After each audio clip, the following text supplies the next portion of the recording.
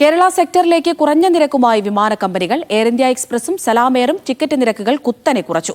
School അവധിയും festival സീസണും അവസാനിച്ചതോടെ അടുത്ത മാസം പകുതി വരെയാണ് എയർ ഇന്ത്യ എക്സ്പ്രസ് കേരളത്തിലെ എല്ലാ സെക്ടറിലേക്കും നിരക്ക് കുറച്ചത്. മസ്കത്തിൽ നിന്ന് കോഴിക്കോട്, കണ്ണൂർ, കൊച്ചി എന്നിവിടങ്ങളിലേക്കാണ് ഏറ്റവും കുറഞ്ഞ നിരക്കുള്ളത്. കോഴിക്കോട്ടേക്ക് അടുത്ത മാസം 1 വരെ 32 റിയാലാണ് എയർ ഇന്ത്യ നിരക്ക്. 3-ാം തീയതി മുതൽ 44 റിയാലായി ഉയർന്ന് അടുത്ത മാസം പകുതിയാകുമ്പോഴേക്കും 50-ന് മുകളിലെത്തുന്നുണ്ട്. കണ്ണൂരിലേക്ക് ഈ മാസം അവസാനം വരെ 35 റിയാലാണ് നിരക്ക്. ഏറ്റവും കുറഞ്ഞ നിരക്കാണ് കൊച്ചിയിലേക്കുള്ളത്. 31 റിയാലാണ് ഈ മാസം 31 വരെ ഈടാക്കുന്നത്. ഫെബ്രുവരി ആദ്യ ആഴ്ചയ്ക്ക് ശേഷമാണ് പിന്നീട് നിരക്ക് വർദ്ധിക്കുന്നത് തന്നെ. ഈ മാസം 31 വരെ 39 റിയാലിന് തിരുവനന്തപുരത്തെത്താം. എന്നാൽ ഫെബ്രുവരിയിൽ നിരക്ക് 50 റിയാലാകും. കേരളത്തിൽ നിന്ന് മസ്കത്തിലേക്കും ടിക്കറ്റ് നിരക്കിൽ കുറവ് വന്നിട്ടുണ്ട്.